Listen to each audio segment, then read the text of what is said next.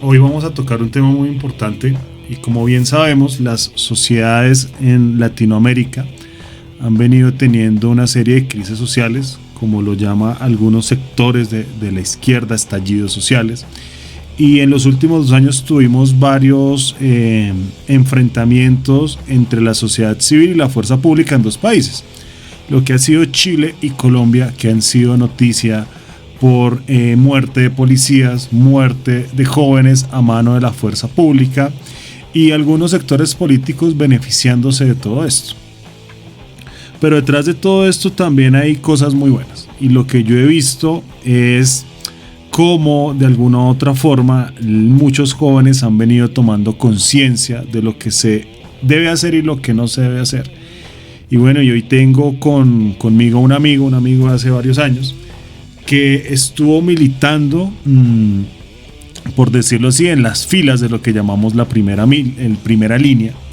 Y también lo hemos visto militando, yo lo he visto militando en las filas de la izquierda. Bueno, ha tenido ahí su gusto por este movimiento, lo cual lo llevó a encapucharse, a apoyar a estos grupos y conocer la esencia de qué es lo que pasa ahí. Y bueno, hoy vamos a saber qué es lo que sucede, cómo se vive eso, pero también hay algo muy importante, es cómo su vida cambió. Y hoy la vida de Juan Diego, que en momentos va a hablar, podríamos decir que pasó de la primera línea de las manifestaciones de la izquierda en Colombia a la primera línea del evangelio, y está en ese proceso de cambio en su vida. Esto de alguna otra forma le da una nueva mirada de las cosas, ¿no? Creo que está empezando a cambiar su perspectiva, creo que de la misma política y también de cómo se ve uno manifestar. Y bueno, Juan Diego, un gusto tenerte aquí. Y bueno, te doy la palabra para que nos cuentes primero quién eres tú, y segundo, cómo ingresaste a la primera línea. Bueno, muchas gracias, Jonathan. Pues si bien como tú dices, mis inicios de la política, por azares de la vida, por azares de entornos familiares, por azares de universidad, pues digamos quisiera comenzar un poco diciendo algo que me ha marcado bastante en este proceso como de transformación, y es lo que menciona un predicador del cual estoy muy apegado ahora, que es un español que se llama Alex Sampedro, y él lo dice muy claro: las universidades han pasado por un proceso mundial de marxización, ¿sí?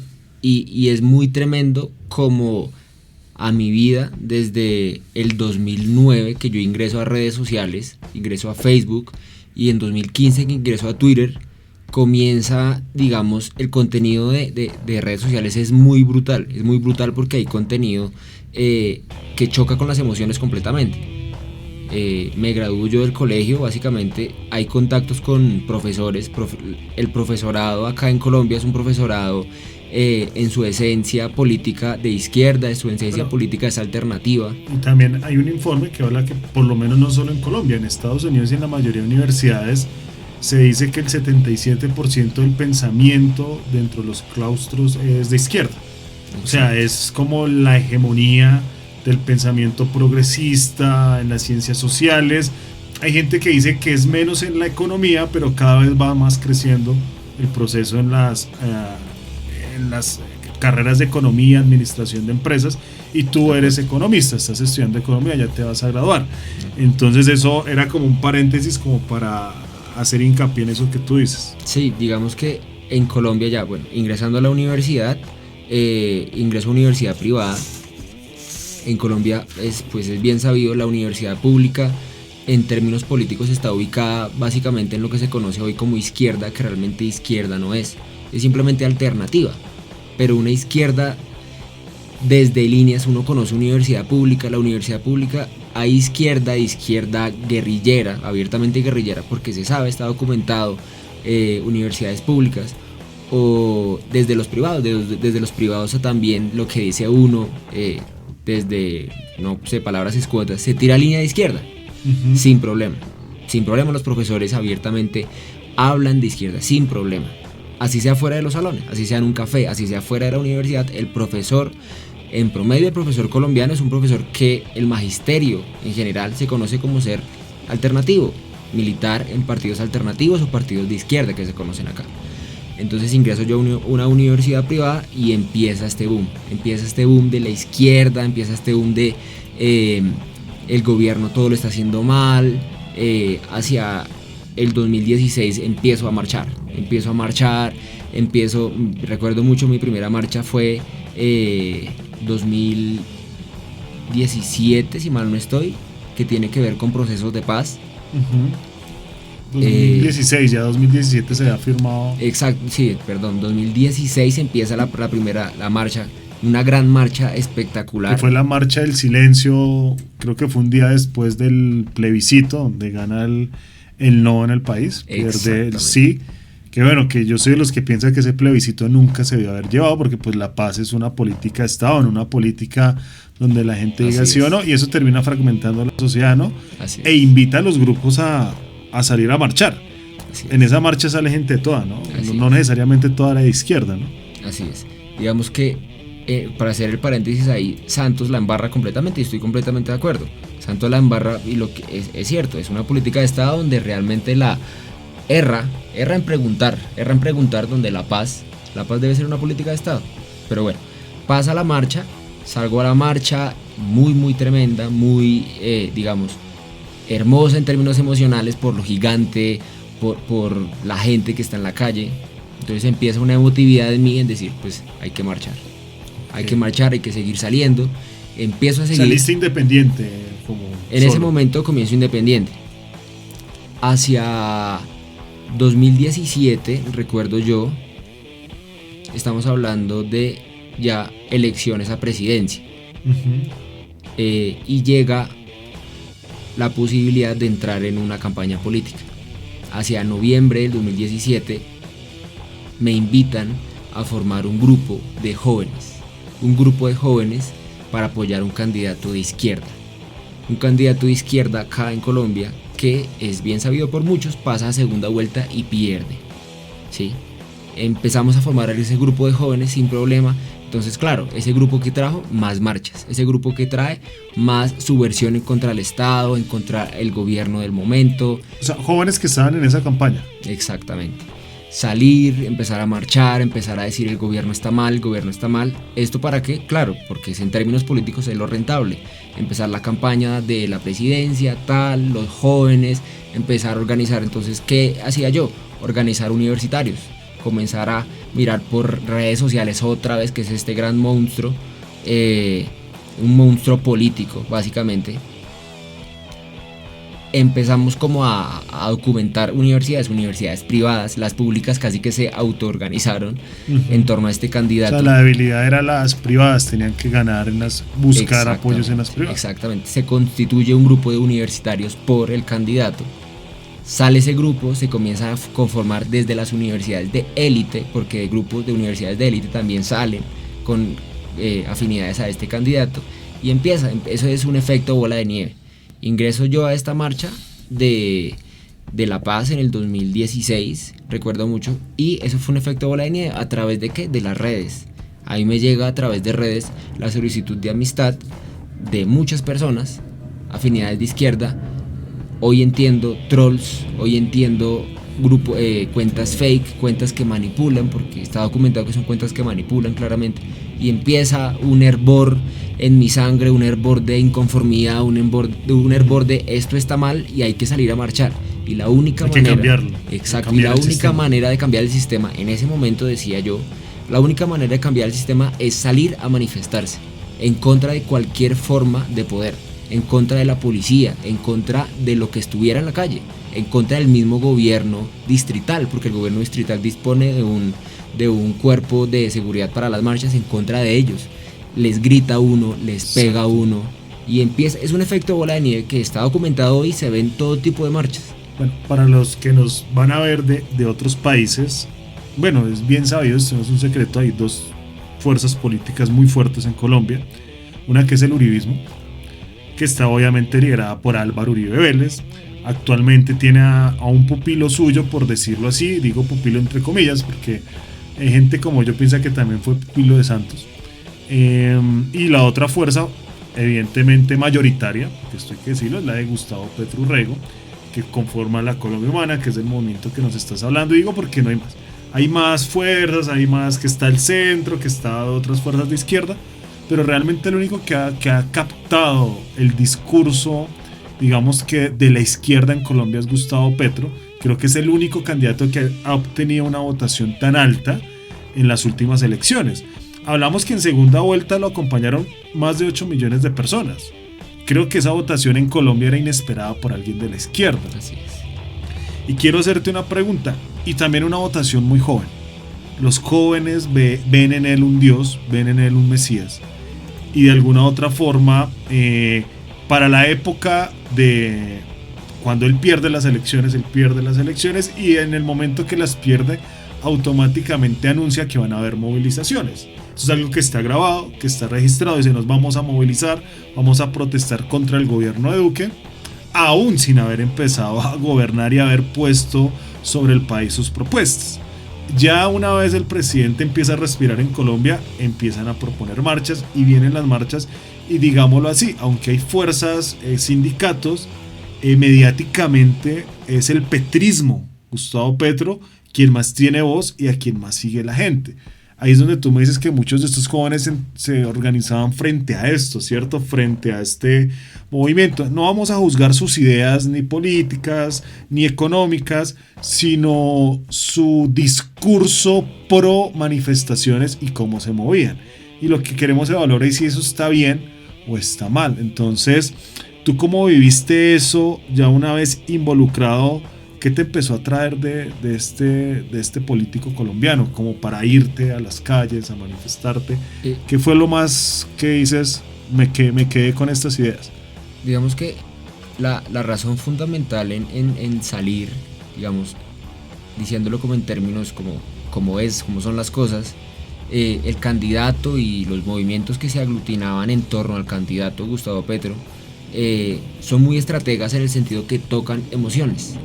Básicamente, tocan emociones de quienes no saben controlar sus emociones, digámoslo así. Que son los jóvenes. Exactamente. ¿En qué sentido?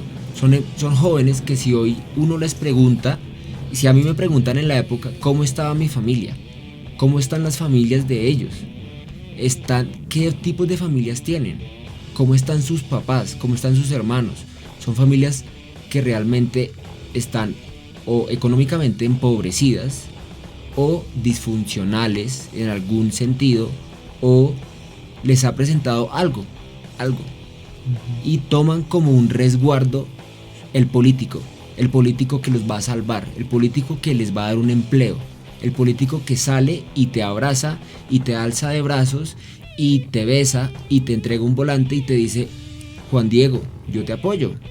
Juan Diego, apóyame que yo te voy a dar un empleo. Apóyame que yo te voy, porque se vende así, como el patriarca emocional, el Mesías para salvar.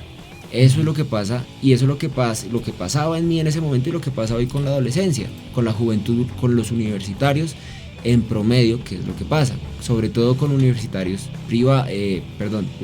públicos y privados, pues ya era un proceso como más fuerte, más complicado, pero se estaba dando. En ese momento, 2018, inicia ya campaña, se estaba dando. Se daba solo, comenzaba a darse solo. No había nada que hacer con universidades públicas, ellos se autogestionaban. Es bien sabido y está documentado que la universidad pública acá hay movimientos guerrilleros dentro de ella, y de allí salen a estar en movimientos guerrilleros. Salen cuando estaban FARC y ELN, salían para el monte. Y está documentado, y así lo sienten ellos. Y esa es su visión del momento. ¿Por qué? Porque les tocan sus emociones, porque les tocan el corazón, y el corazón en ese momento de esos jóvenes es: esto está mal, hay que alzarse su voz o alzarse en armas. Y en ese momento había esas dos opciones: o alzarse en armas o alzar su voz. Las armas han perdido mucha fuerza acá en Colombia, ¿cierto? Porque sabemos que la paz es lo que debe pasar, es una política de Estado. Pero ¿qué sucede con ese tipo de jóvenes en ese entonces conmigo? Alzar su voz. Entonces, ¿qué da ese tipo de políticos? Las fuerzas para alzar la voz. ¿Y cómo se alza la voz? A través de las protestas. Es decir, salir a protestas, salir en contra de todo tipo de gobierno, cualquier cosa, lo que sea. llámese lo único policía, que está bien llámese... es el político que lo promueve, por decirlo así, es el único salvador, el único que puede dar las cosas gratis, que promueve un estado de bienestar, bueno, etcétera, etcétera, y le dice a los ciudadanos, si no soy yo, no es nadie, yo soy la salvación y yo soy el cambio, que eso es lo que está vendiendo, y eso inspira mucho a los jóvenes. Pero también dices algo muy importante: el tejido familiar de los jóvenes en Colombia es algo que está destruido. Son jóvenes que los ha abandonado su papá, jóvenes que los ha abandonado su mamá, o otros jóvenes que tienen un papá y una mamá, pero viven un infierno en sus hogares a través de la violencia, el rencor, y terminan encontrando en estos políticos un resguardo, y eso ya lo dijiste, y se termina radicalizando de alguna otra forma las formas de protestar. Por eso es que también hemos visto jóvenes de colegios, no solo universidades sino de colegios, salir a marchar. El caso de Dylan, un joven que muere a manos de un agente policial, pero también influenciado por toda esta doctrina de la manifestación social por parte de la izquierda, que aquí uno nunca podría llegar a tener, porque aquí hay un autor material, que es la policía, pero también podríamos decir que hay un autor intelectual escondido, que son los movimientos de izquierda o los movimientos de esta izquierda en especial, que lo que hace es calentar el escenario. Y yo recuerdo, hablando de la primera línea, que en el 2019, que comienzan las marchas, por la época que muere Dylan Cruz, la primera línea no era tan fuerte. Veíamos que en Chile sí había una primera línea fuertísima, muchos militantes del Partido Comunista de Chile, eso es una realidad, y aquí en Colombia estaba suave.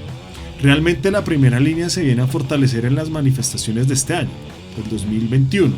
Ahí es donde empieza a coger forma y en Colombia explota y se convierte casi que en una primera línea, casi que armada, si no es que es armada, y promovida en todo ese tema de tirar piedra, de romper las cosas. O sea, era algo que sí pasaba. Tú viviste esa etapa a sus comienzos. ¿Cómo la viviste? ¿Por qué llegaste justo ahí? ¿Y por qué motivo esta gente tira piedra? Digamos que la primera línea acá en Colombia empieza a coger una fuerza, como bien tú lo dices, a través del fenómeno chileno. Y recuerdo mucho que el estallido que se conoce acá en Colombia, el estallido social, empieza el 21 de noviembre del 2019, el famoso 21N del 2019. ¿Qué sucede en la época? Se organizan autogestionados y también influenciados a través de esa manipulación ideológica a través de las universidades y redes sociales que viene de ellos antes. Es muy fácil para ellos que en ese momento se organicen, y con el fenómeno chileno, con lo que hoy se llama primera línea o escudos. Escudos, correcto. Entonces empiezan a organizarse entre esas dos tipos o figuras, digamos, políticas, entre comillas, o sociales, entre comillas. Estudiantes de universidad pública que salen con sus pedazos de madera gigante, salen con sus gafas gigantes para cubrirse y se encapuchan y se uniforman y son otros, completamente son otros. Esto comienza a coger fuerza desde 21 de noviembre de 2019, empieza a organizarse solo como efecto bola de nieve, empieza a crecer toda una cantidad de grupos donde hoy ya es bien sabido que hay grupos de primera línea por localidades acá en Bogotá. Okay. Hay grupos de primera línea por ciudades. Bogotá hay 20 localidades, que es como decir 20 municipios, 20 provincias, de pronto en otros países, en una sola ciudad, ¿no? Es como para contextualizar a los que nos ven de otro país. Exacto. Entonces es un efecto bola de nieve muy grande, pero a partir de dónde, y volvemos a lo mismo, a partir de la ideología o tal vez esa corriente política que para ellos es la verdad revelada desde la época universitaria, desde que entra a la universidad y, si se quiere, desde el colegio, porque también se ve. ¿Y por qué? ¿Qué pasa con las familias? De nuevo, ¿qué pasa con las familias? Las necesidades en Colombia son latentes. Pero ¿qué necesitan en este momento ellos? Empleo, necesitan dinero, necesitan dinero físico, porque mueren de hambre. Necesitan la plata ya, o sea, necesitan que les den plata ya y es entendible que muchas de esas personas están en una situación precaria y de alguna otra forma la izquierda se aprovecha de eso. Exactamente. Este tipo de izquierda, porque hay aunque yo soy antiizquierda, yo sí lo tengo que decir, hay una izquierda que no es tan radical en estos temas. Pero bueno, en fin, digamos que en este tema, la izquierda que viene de Gustavo Petro y también del Partido Comunista, entre comillas, la UP y otros movimientos sí pregonan mucho esta idea, pero en sus filas, porque los medios dicen otra cosa, ¿no? En los medios de comunicación salen a decir que no, que estamos haciendo las cosas pacíficamente. ¿Tú qué veías? Y aunque ya te había hecho la pregunta, ¿qué veías la razón por la cual ellos tiraban piedra? ¿Tú alguna vez te llegaste a reunir con ellos en algún lugar, en algún sitio, sin capuchas? ¿Qué decían? ¿Qué hacían? Claro. Nosotros terminábamos las protestas digamos, protestas después del estallido social que se conoce 21 de noviembre de 2019. Empieza a organizarse las protestas mensuales. Entonces se habla de 21 de diciembre, 21 de enero de 2020, 21 de enero, 21 de febrero de 2020 y así sucesivamente. Empieza uno a salir a organizarse, a pensar, su vida empieza a girar en torno a la protesta. Entonces es algo impresionante, es como el joven en ese momento se aparta de todo tipo de obligación, o es más, puede seguir con sus obligaciones, pero su obligación más importante en ese momento es salir cada mes a protestar, porque es lo que hay que hacer, porque es lo que está bien. Uh-huh. Y en esa época yo lo veía así, y digamos que no me da como vergüenza decirlo, porque en este momento sé que ya renuncié a eso y ya no pertenezco a eso. Sin embargo, se sale cada mes, y empieza un efecto bola de nieve a crecer cada vez más estos grupos. Llámese Primera Línea, llámese Escudos o llámese como se llame. Uh-huh. ¿Qué pasaba después de las protestas? Claro, pues empezamos con un roce más personal, ellos se desencapuchan, que el abrazo, muchas gracias, tal. Y en ese cruce de palabras, uno tiene conversaciones espontáneas, conversaciones de, oiga, ¿qué pasó hoy en la protesta? ¿Qué pasó con este tema de lanzar piedras? ¿Qué pasa? Y comenzamos a hablar de lo que uno entiende en ese momento como la ideología de la protesta o qué es lo que lo mueve a lanzar piedras. Entonces uno escucha, que es lo que más se escucha en ese tipo de entornos, que la siguiente afirmación, y es: cada piedra o cada lanzamiento de una roca o de un ladrillo tiene una razón de ser. Okay. Esa es la afirmación de muchos y muchas en este momento en la calle. Cada piedra o cada roca tiene una razón de ser. ¿Por qué? Porque para ellos lanzar, así sea media o un cuarto de ladrillo, lanzársela a un policía o lanzársela destruyendo su humanidad, o lanzársela a un edificio destruyendo su infraestructura física, o lanzarla a una estación de Transmilenio destruyendo la infraestructura física también, tiene una razón. ¿Y cuáles son esas razones? Ideológicas, en ese momento ideológicas, de la manipulación que viene desde universidades, de la manipulación que viene de políticos de lo que se hace llamar acá izquierda, de la manipulación que viene de una familia que no los escucha o una familia que está pasando necesidades, y ellos ven soluciones en políticos mesiánicos o en grupos políticos o movimientos políticos mesiánicos donde venden una verdad. Ellos terminan siendo, los jóvenes, un plato suculento para los políticos que ideologizan a estos jóvenes para sus causas y sus fines. O sea, esto es algo que es totalmente real con lo que pasa con los jóvenes en Colombia. Y tú viendo eso, ¿en qué momento decides salirte? O sea, lo viste, lo viviste. Ahorita nos decías detrás de cámaras que eras el que tomaba las fotos cuando ellos estaban por ahí tirando piedras, etcétera, atacando a la policía. Que eso, digamos, que es una parte que viviste, y creo que no quisieras volver a vivir. También entendiendo tu ansiedad, lo que estabas viviendo en ese momento, temas también de familia. ¿Cómo te sales de ahí? O sea, yo te conozco y yo sé que tú eres una persona que cree en algunos postulados de la izquierda, hoy menos, estás ahí como encontrándote, leyendo, metiéndote otras cosas intelectualmente, que no solamente es izquierda, vas en ese proceso. Pero ¿cómo te sales definitivamente de esas apuestas de la protesta violenta, de no seguir estas corrientes? ¿Qué te lleva a salir de ahí? Siento yo que fue un proceso en ese momento de tiempo. Un proceso de tiempo porque para mí la verdad revelada en ese momento, antes de, digámoslo, de mi punto de quiebre, si se quiere llamar, de mi punto de quiebre emocional, que fue hacia noviembre del año pasado. Esto comienza como a surgir una duda en mí desde mediados del 2020, más o menos. Mi contexto básicamente viene de lo que estábamos hablando al inicio de la conversación, y es una familia disfuncional. ¿Una familia disfuncional en qué sentido? Mis papás son separados. Mis papás se separan hacia el año 2004, y pues como ya venía diciendo, empieza como mi ingreso al mundo de redes sociales. El mundo de redes sociales, que hoy es una cosa, es un aparato, es un monstruo, como se quiera llamar, políticamente y emocionalmente hablando. Empieza mi ingreso en el 2009 y a través de Facebook comienza con mis cuestionamientos de colegio, de mis profesores que me decían de la política y todas estas conversaciones que salían espontáneas. Comienza mi escarbar en redes sociales, mi escarbar en cosas. Termino yo el colegio, grado 11. Aún en ese momento mi mamá y yo vivíamos solos.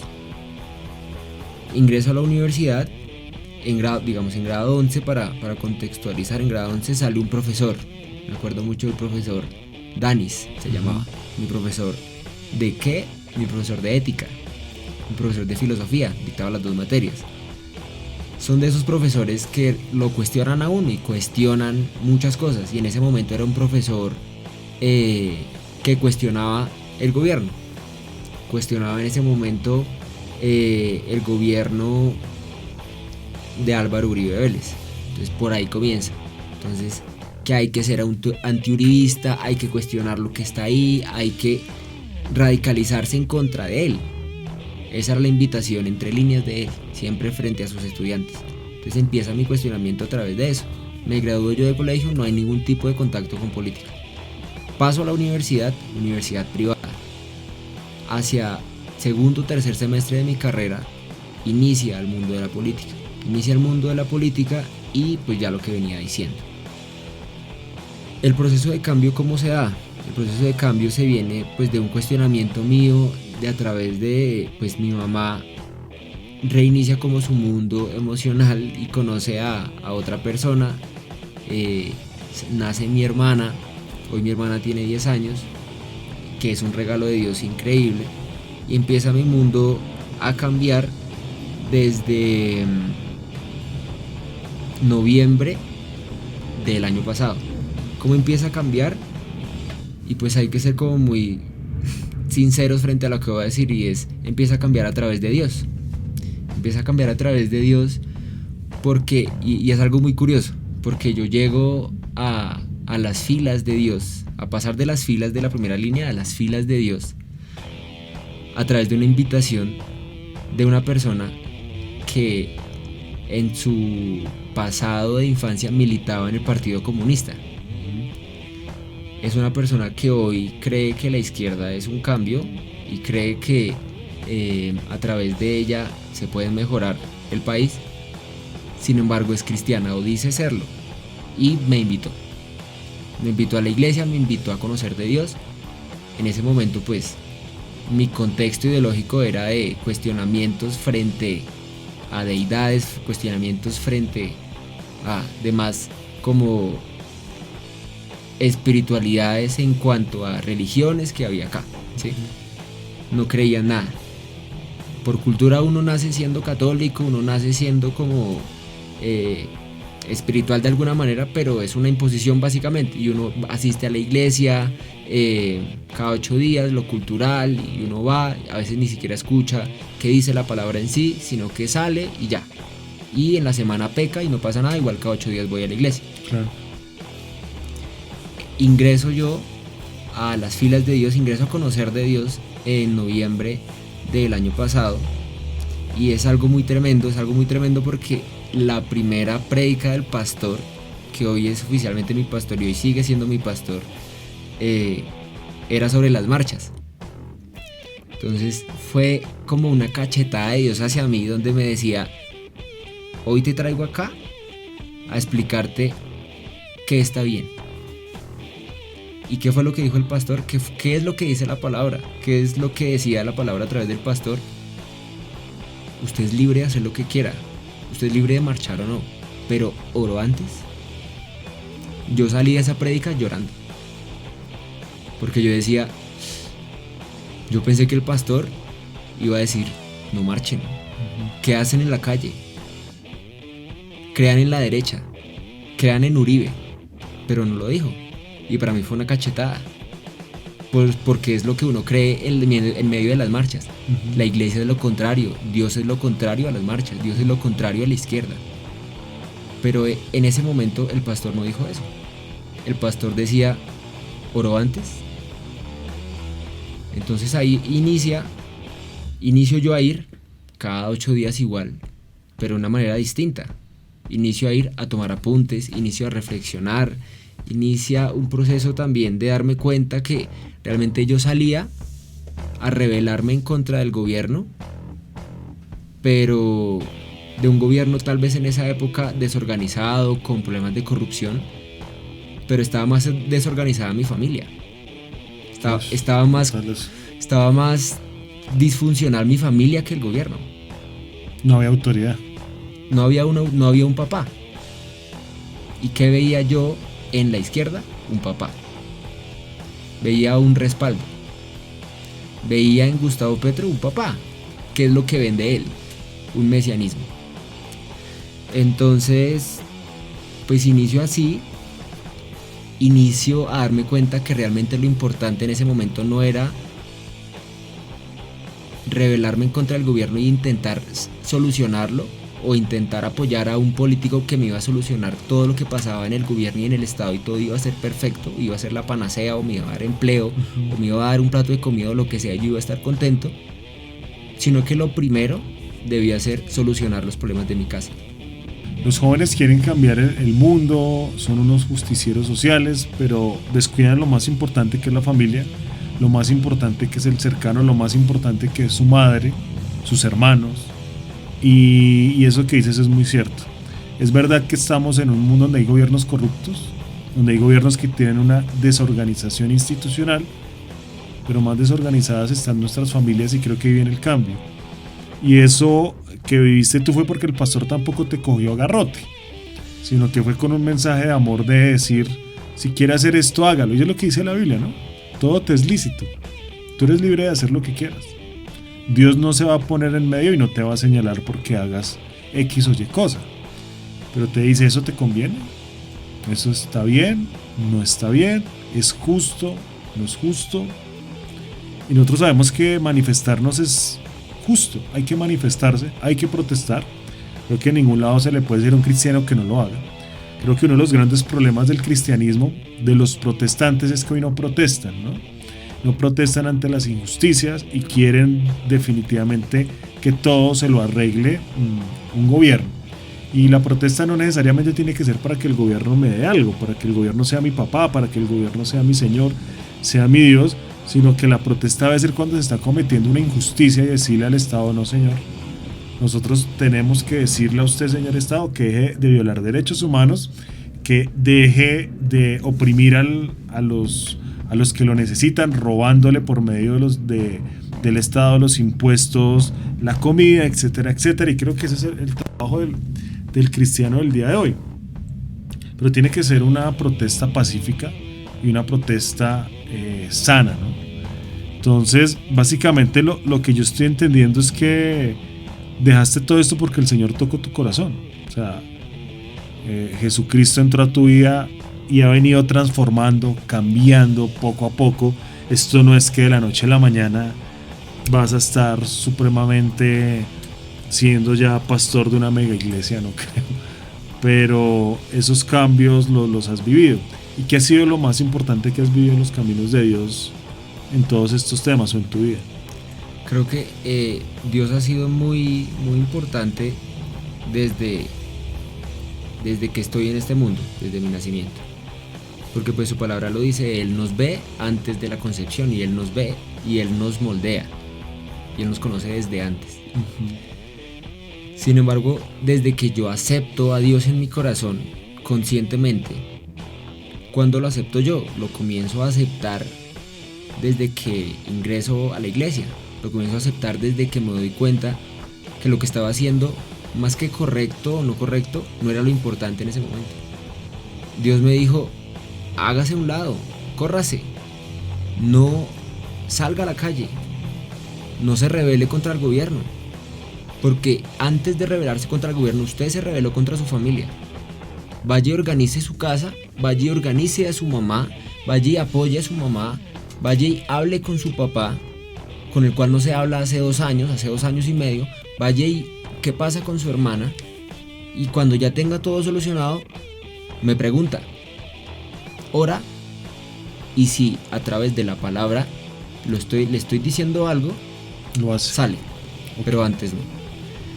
Entonces, hacia inicios de este año, empieza como un sentir a la Biblia, a orar.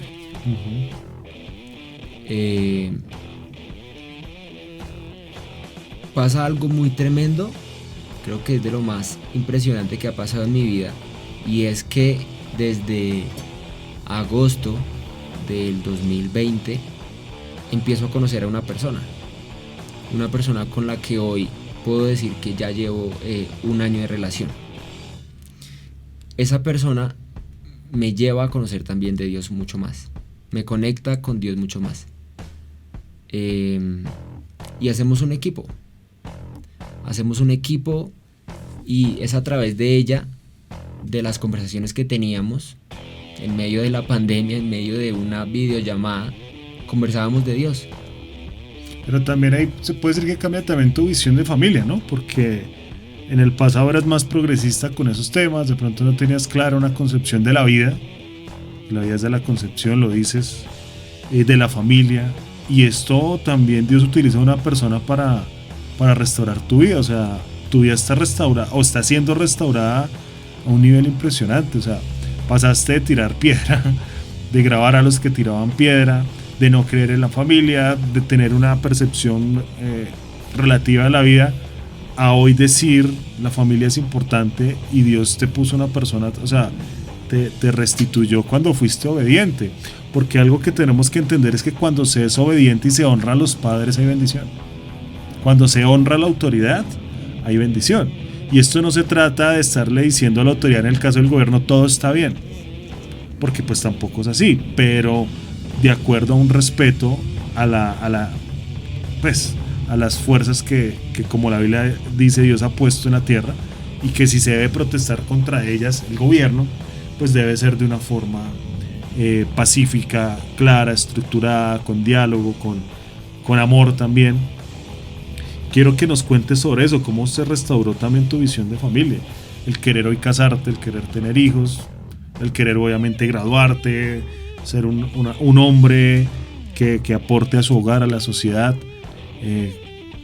y creo que ya pues estamos llegando al final, pero creo que esta parte es muy importante, cómo cambió esa percepción. Creo que hay un punto que tocas que es importante, muy importante, y es cómo se vive el concepto de familia cuando estás ideologizado, cuando te han, si se quiere, lavado el cerebro. Y pues claramente, como es bien sabido acá en Colombia, pues lo que se conoce como izquierda, hay mucha influencia de comunidad LGBT, ¿cierto? Entonces empieza en mí hacia 2018, ya, claro, 2018-2019, inicia un contacto mucho más cercano con la comunidad LGBT. Entonces empieza un cuestionamiento en mí de, claro, la familia puede ser hombre-mujer, hombre-hombre, mujer-mujer, perro-gato, gato-perro, como sea. Pero Dios lo transforma completamente. Wow. Dios lo transforma completamente y me dice... Y a través del amor, ¿no? No a través de la imposición. ¿Y a quién me puso a mí? A mí no me puso un hombre. A mí me puso a una mujer en agosto del 2020 y me dijo, ella llegó a tu vida por algo. Y lo ha hecho y lo sigue haciendo. Y llegó a tu vida por algo y te va a transformar. Yo me acuerdo que ella en ese momento veía unos foros que yo hacía de feminismo. Yo me acuerdo de los foros de feminismo. Sí. Y ella... Eres una aliade. Exacto. Además de tirapiedra aliade. Interesante. Y ella me decía, qué interesante los temas que tocas. Qué chévere. Porque lo hacía ¿desde qué? Desde el amor. Porque es a través del amor de Dios que ella me transforma. Ella comienza a jalar. O sea, no te dijo, está mal. Nunca. A través del amor me dice, qué interesante eso que hablas. Porque se nota que estás dominando el tema, dominas la conversación. En ese momento era moderador de ese panel. Qué chévere, qué interesante. Y yo, qué raro. Qué raro que a una cristiana le guste ese tipo de temas. Le guste el feminismo. Y empieza... Entonces yo dije, listo, sigamos hablando. En mi interior. Y seguimos hablando, seguimos. Y no me di cuenta. No me di cuenta cuándo. Y dije, no, hay que salir de las calles ya. Porque Dios ya me lo ha dicho. Salga de las calles y organice su casa. Salga de las calles y organice su familia. Salga de las calles y vuelva a hablar con su papá. Yo hace 2 meses comencé a hablar con mi papá otra vez. Después de 2 años de no hablarme con él. Y eso también lo hizo Dios.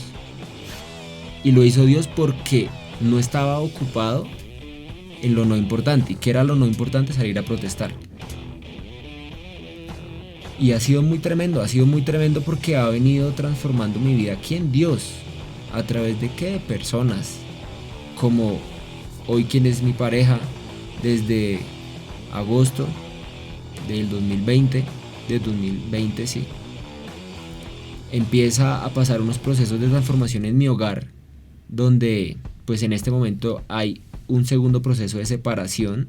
Sin embargo, Dios ahí también está, en ese proceso de separación, y está cuidando a mi mamá también, y está cuidando a mi hermana también, porque su palabra lo dice: si tú conoces del Señor, tú y tu casa serán salvos. Y también lo creí.